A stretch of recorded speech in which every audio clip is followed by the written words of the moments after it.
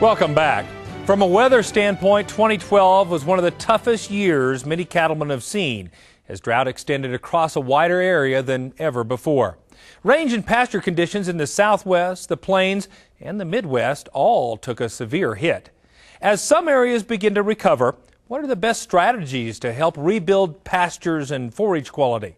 Cattleman to Cattleman reporter Matt Fleck visits with cattlemen in Texas who share some of the keys to recovery they employed last year coming out of the 2011 drought. 2011, we had a real bad drought, but everybody did in this part of the country. The drought of 2011 in Texas was, by most records, the worst one-year drought in history, at least recorded history in Texas. And so, without a doubt, it's played a toll on pastures and rangelands. Augustin Mendieta manages the South Creek Ranch, a cow-calf operation stretching across 5,000 acres just east of Dallas. Bob Payne is manager of the Bond Ranch near Sherman, Texas, and also has his own custom spraying business. Ranching where they do, drought certainly is no stranger to either cattleman. And while the drought of 2011 hit their grasses hard, these two ranch managers say many of the weeds held on through the dry conditions. It didn't seem to hurt it at all. In school they told me top growth is relative to bottom growth. So if that weed is hip high on me, it's got a taproot or a root that is 3 foot in the ground. Our grasses need the moisture, all the moisture they can get, and run broadleaf weed would take the moisture away from 5 grass plants. As the drought gets more severe, we do get perennial grass die-off, and that's when the weeds come in and start taking over, and that's when it will help to actually do some weed control in most cases to allow the plants to repopulate and to replenish.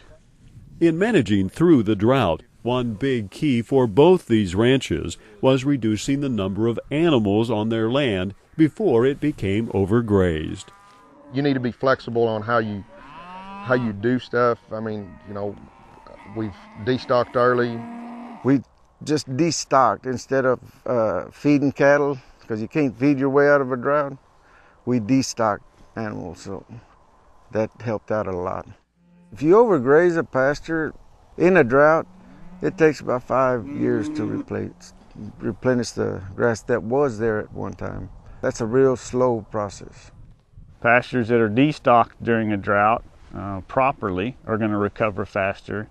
And then when you come out of a drought, being able to come in and control weeds, be slow to put cattle back in, and increase those stocking rates back up, allow those grasses time to recover. And those are the pastures that are going to recover faster. And we've seen it here. We've seen it in Texas. We've seen pastures such as this that you can't tell a year later we were even in a drought. In this area of Texas, moisture began to return in 2012. So now, having managed through the drought, these ranchers are working on helping their range and pasture land and grasses recover. And they're happy to share their experiences with their fellow cattlemen facing similar challenges heading into the 2013 grazing season. Charles Hart, a range and pasture development specialist with Dow AgroSciences, says no matter what part of the country you live in, drought recovery can't be rushed. Recovery takes time, number one. Number two, it takes rainfall. You have to start getting rain again before pastures recover. But there are some things that you can do to help speed up the process. It's really a 3-step process. First, you have to have good management prior to a drought, so your rangelands need to be in good condition. And second of all, there's no substitute for destocking during a drought. The folks that destocked remained in better condition than the folks that didn't, period. And then the third thing is what you do following a drought. And grazing management and good grazing management is a big key or big part of that during that whole process. But weed management can also help. See, because a drought, you deplenish your grasses, you overgraze. You got a tendency to do that. But if you see bare ground, the weeds will come back before the grass comes back. So when recovering from a drought, if you spray your herbicide, you won't have that problem. But if you don't, you're going to have a weed problem, it's going to flourish. The weeds are going to be a lot stronger than they have been in the past because of the bare ground that's exposed. Anything you didn't weed kill through the drought, we'll go ahead and really try to spray it and take care of it and help it come back. I can tell where we lost a bunch of grass during the drought, and I didn't weed spray one of those pastures, and it's still not back. And I don't know if we're going to get it back next year or not now. Where I did weed spray coming out of the drought, it has helped all my grass. We'll have more from Texas when we return. Now, if you're interested in getting a copy of this range and pasture weed identification guide from Dow AgroSciences, all you have to do is give us a call. The number is 1-866-USA-BEEF. Welcome back to NCBA's Cattlemen to Cattlemen. Let's return to reporter Matt Fleck, who's learning more about how cattlemen can rebuild their pastures and forage quality. As moisture returns, even in small amounts, to drought-stricken areas, weeds will often start growing before grass does. Stopping those weeds early is critical to grass recovery. If you're getting enough moisture to grow weeds, and you're getting enough moisture to grow some grass, okay? So you've just got to ask yourself, do I want to grow weeds or do I want to grow grass? And if the answer is you want to grow grass, then if you're getting a little bit of moisture, then it would be beneficial to control those weeds. If you don't spray anything at all, it's going to get worse. If you can, I don't know how to really explain it. It's going to be, our weeds are going to get stronger because they're going to be coming above the grass, and there's a canopy over the grass. It's going to shade them out. If you get into the woody plants, they're going to come stronger because they're trying to survive just as much as the grass is. But if you apply your application of herbicide, you set everything back except your grasses, and they'll flourish.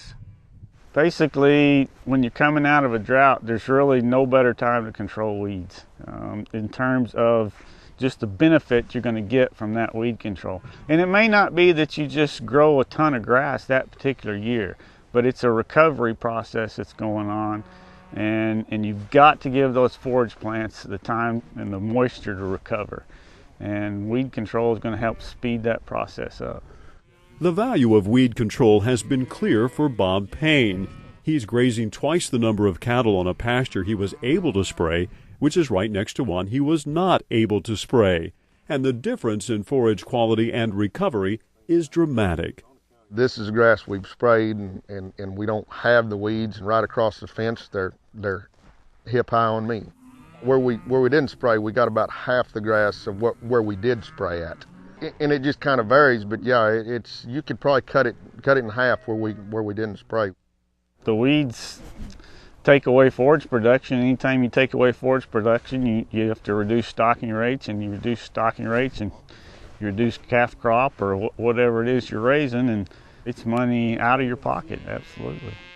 No doubt controlling weeds with herbicides such as Dow AgroSciences Graze On Next HL, Forefront HL, or Chaparral is an investment. But for many producers, it's an investment, especially coming out of drought and during a time when forage is so valuable, that pays clear dividends. Our recovery was excellent. I considered it the best one yet because of the herbicide program that we were on. It helped speed up my recovery quite a bit. I mean, I've got 90% of my grass back in this pasture, and where I didn't spray, I'm 50% over. Again, if you see that the weed pressure is suppressing grass production, that's the bottom line. If you control weeds, then you grow grass. From the range and pasture lands of North Texas, I'm Matt Fleck, reporting for NCBA's Cattlemen to Cattlemen. Dow AgroSciences' full range of products can be suited to fit nearly any rangeland or pasture. For help selecting the best product for your individual situation and management goals, you can head to our website at cattlementocattlemen.org, or you can visit rangeandpasture.com to contact a dealer and find the right product for the job. As we mentioned earlier, Dow AgroSciences has a great resource for all cattlemen. It's called the Range and Pasture Weed Identification Guide, and all you have to do to get a free copy of this is to just give us a call. Again, the number is 1-866-USA-BEEF. Just tell the representative you'd like your free copy of the Range and Pasture Weed Identification Guide, and we'll get it right out to you. But you'll need to hurry. Quantities are limited.